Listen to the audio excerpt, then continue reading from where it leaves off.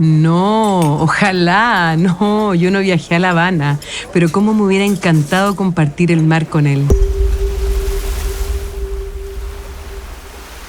Fue en el 2006 cuando lo invitaron a presentar su obra en la icónica Casa de las Américas en Cuba.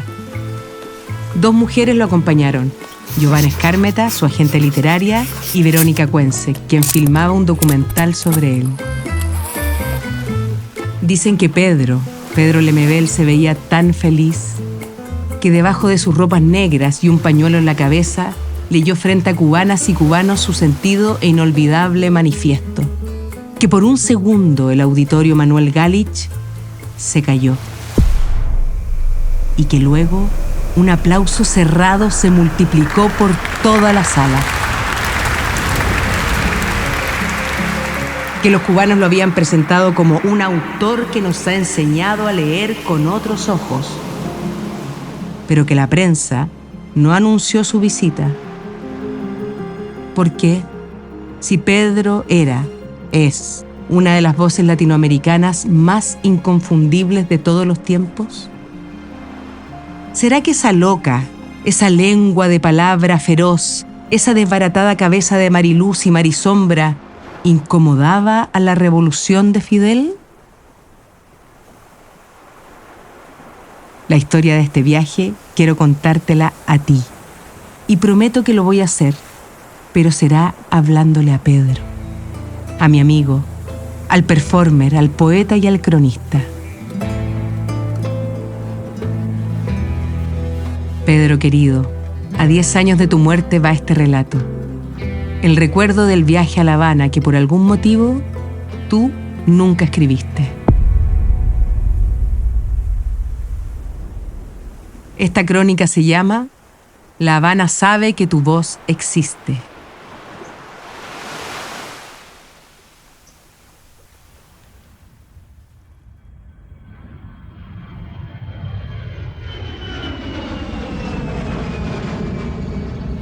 Te inundaba un deseo ansioso por recorrer la ciudad cuando el avión aterrizó en el aeropuerto José Martí. Era noviembre del 2006. Querías sacudir la calle, peinar sus rincones como un flaneur, una versión moderna de un griego peripatético, para saber si es que La Habana, que habías conocido en 1997 con tus queridas yeguas del apocalipsis, cuando viajaste medio contrabandeado a la Bienal de Artes Visuales, seguía siendo la misma. Estiraste la mano con tu documento de llegada al ver el control policial. Giovanna Escármeta y Verónica Cuense te siguieron e hicieron lo mismo. Después, todas se llevaron al cuerpo el papel marcado con un símbolo rojo que inauguraba tu visita oficial. Porque así le habían llamado a ese convite. Una invitación oficial. Tú allí eras una persona VIP de la revolución. Te iban a dedicar una semana entera para leer y escuchar lo que habías escrito todos esos años. Las palabras que cortaban la piel. Verónica Cuense recuerda que desde el primer momento te trataron como una celebridad. Que estuvieras allí parecía un suceso de Estado, un hito más de la revolución. Lo recibieron bien, no, súper bien. La Casa de las Américas, me acuerdo, así ya, pero fue la estrella rock. Y en todos lados era la estrella rock el Pedro. Jorge Fornet, tu anfitrión y director de la Casa de las Américas, se mostró tan entusiasmado con tu visita y los instó a subirse a una van roja para dejar el aeropuerto y abrirse camino por la ciudad. La Habana se desplegó ante ti, Pedro. Abriste los ojos, los cerraste luego, sonreíste plácido como si estuvieras acomodándote antes del sueño.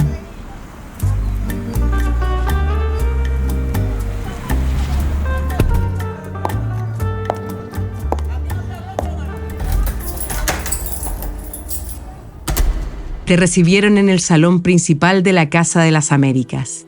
Y fue el mítico poeta cubano Roberto Fernández Retamar quien te entregó una copia editada en Cuba de tu libro Tengo miedo torero. En su portada se veía una bala, como esas que dispara el personaje principal de tu novela, Carlos. Pero esta tenía alas de mariposa amarilla.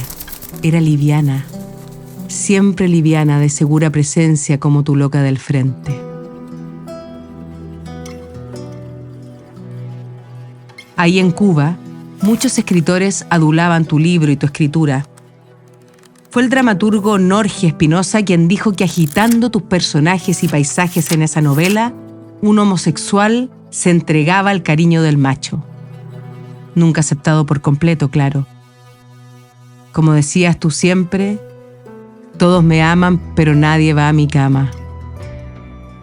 Y quizás a eso fuiste también. A eso habías viajado tú, a demostrarle tu amor colizo a esa revolución viril. ¿Qué hubiera pensado Guevara sobre sus camaradas que celebraban ahora la obra de un maricón como tú? Y entonces leíste. Yo no voy a cambiar por el marxismo que me rechazó tantas veces. No necesito cambiar. Soy más subversivo que ustedes. No voy a cambiar solamente porque los pobres y los ricos a otro perro con ese hueso. Tampoco porque el capitalismo es injusto. En Nueva York los maricas se besan en la calle. Pero esa parte se la dejo a usted, que tanto le interesa que la revolución no se pudra del todo. A usted le doy este mensaje.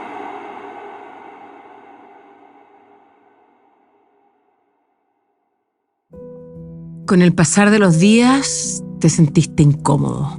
Es que eso de que todos te hicieran el amén, te abrieran el camino y aplaudieran cada cosa que decías, no sé, te parecía extraño. Pero de todas formas te gustaba. Tú te abrías el paso solo, Pedro. Y nunca buscaste caer bien. Por eso tu libertad. Además, la rutina de la semana te agotó y exhibirte así se hizo mucha cosa para ti. Tal era tu deseo de escaparte del itinerario que le dijiste medio en broma, medio en serio a Fornet. Deja de hacerme trabajar, niña. Giovanna Escármeta todavía se acuerda de eso. Y no sé si es que te escuchó o simplemente diste la vuelta y te fugaste de ese trato de libertad medio vigilada, pero el asunto es que saliste a caminar. Saliste a caminar por la ciudad hasta llegar al malecón. Viste a los niños cubanos a pata pelada correr por los adoquines de las calles, las fachadas descascaradas y los Chevrolet del 57 desfilando como autos de colección. Te deleitaste con el mar, su gente y la música que tanto te gustaba. Verónica andaba con su cámara y te grabó. En las imágenes se te ve caminando despacio, como tatuando los detalles en tu memoria, mientras el aire salado te acaricia la cara. La Habana Vieja es como el casco de un antiguo galeón encallado en los sargazos del Mar Caribe. Es el centro histórico de la ciudad colonial que hoy atrae la mirada turística, el ojo de los gringos, extasiados por el rococó de los palacios, por el mármol resquebrajado de las escaleras y estatuas que dejó la burguesía cuando apretó cachete al llegar la revolución. Y uno se pregunta, ¿cómo fue que este lujo arquitectónico quedó casi intacto? Digo casi intacto porque mirando por segunda vez la panorámica barroca de los edificios, uno descubre que el deterioro baña de nostalgia esta torta que se desmorona bajo la mirada impávida de sus populares habitantes.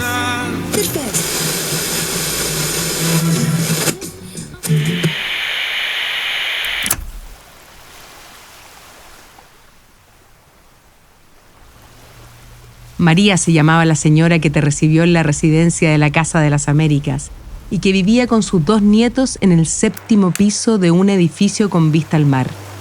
Giovanna Escármeta recuerda que la estadía allí hizo el viaje más real. No era la Cuba de los hoteles. Allí se palpaba la alegría y también la pobreza.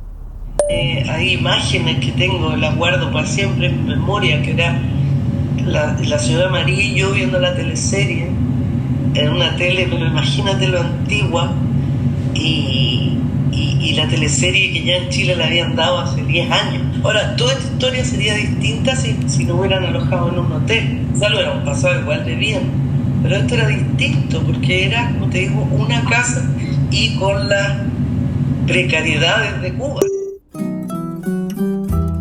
Varios expertos de tu obra llegaron también a la casa de María, quien más de una vez frió plátanos para que todos comieran. Fernando Blanco desde Ohio, Jorge Ruffinelli de Stanford y Luis Cárcamo de Harvard querían estar contigo porque eras la vedette de la noche. Te cayó tan bien María, hablabas de todo con ella y una vez incluso le preguntaste por su vesícula, que qué iba a hacer si es que llegaba a molestarle algún día o le ocurría algún accidente. Ella te contestó lo que ya sabías, que la salud pública de la revolución se iba a hacer cargo, que de eso no tenía por qué preocuparse. Una noche quisiste sorprenderla, la mesa estaba lista para cenar y tú apareciste desde la cocina con una bandeja de cócteles y les ofreciste a todos los presentes. La misma señora María, que una señora mayor, cubana, imagínate, decía, nunca los académicos son tan simpáticos, nunca. Y tú solo te reíste. ¿Y quién iba a imaginar que ese viaje, la semana del autor que te dedicaron, iba a coincidir justo con tu cumpleaños? Te llevaron al Hotel Nacional para celebrar tus 54. Mojitos cruzaron el salón y las risas hicieron temblar la mesa. Pero una imagen paralizó todo cuando clavaste tu vista en ella. Un hombre italiano bastante mayor llevaba de la mano a una niña que no debía superar los 13 años. Te indignaste y mientras el ascensor se cerraba con ellos dos adentro, dijiste entre dientes, viejo cochino. La prostitución infantil era bien notorio porque la niñita era muy chica y muy arreglada. Y ahí creo que yo lo noté medio descompuesto. Qué contradictorias pueden llegar a ser las cosas, mi querido Pedro. Que incluso donde pareciera reinar la justicia, también hay abuso. Que mientras a ti te agasajaban, te llenaban el plato y celebraban, otras personas tuvieran que vérselas para comer al caer la tarde sobre el malecón.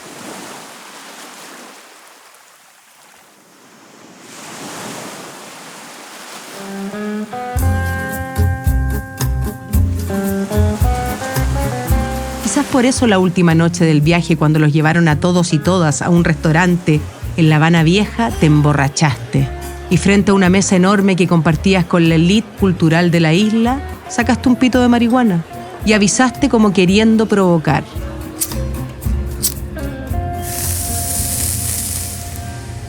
La mesa quedó en silencio. Todas y todos se asustaron hasta que la policía militar entró a exigir explicaciones.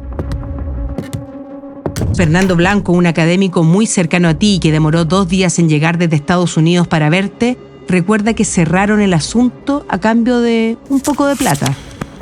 Pero tú seguiste en lo tuyo, hasta llegar a la cola.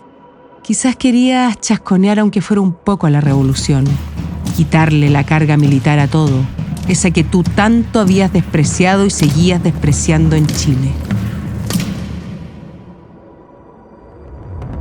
Fernando Blanco imprimió tu visita a La Habana como un hecho histórico.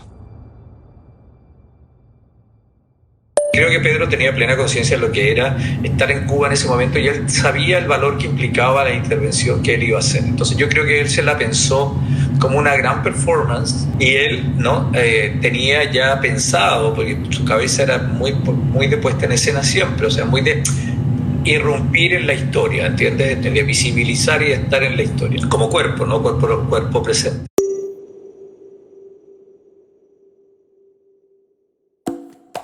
Después del incidente en el hotel, regresaron a la residencia y llevaron la noche hasta la azotea del edificio. Allí podríamos decir que por primera vez en el viaje encontraste tu rincón en la ciudad. La Vero te grabó, te veías sereno. Y después la Vero, ya te digo, hizo un par de cameos, yo me acuerdo, desde atrás, porque íbamos caminando. Y cuando íbamos subiendo, yo me acuerdo, era muy bonito porque era ella con la cuestión viendo en el ojo de la cámara, viendo cómo íbamos saliendo hacia el cielo, o sea, hacia el espacio de la noche, que era esa libertad que todo el mundo había estado reconociendo que no existía.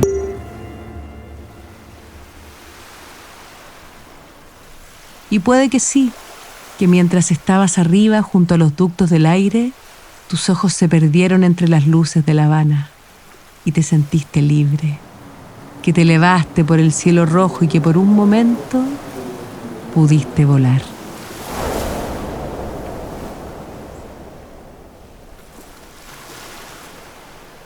A usted le doy este mensaje, y no es por mí. Yo estoy viejo, y su utopía es para las generaciones futuras, creo. Hay tantos niños que van a nacer con una alita rota, y yo quiero que vuelen, compañero, que su revolución les dé un pedazo del cielo rojo para que puedan volar.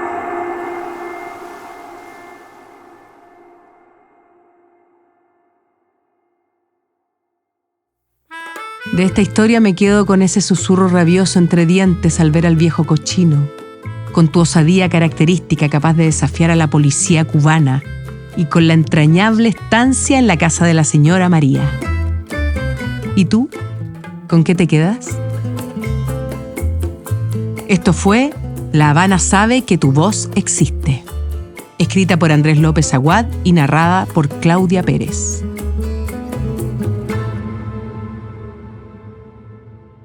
Efecto sonoro. Lo que escribimos, te lo contamos al oído. Un programa de Revista Efecto. Encuéntranos como @EfectoCL en todas nuestras redes sociales. Y si quedaste con ganas de saber más de esta historia, entra a revistaefecto.cl.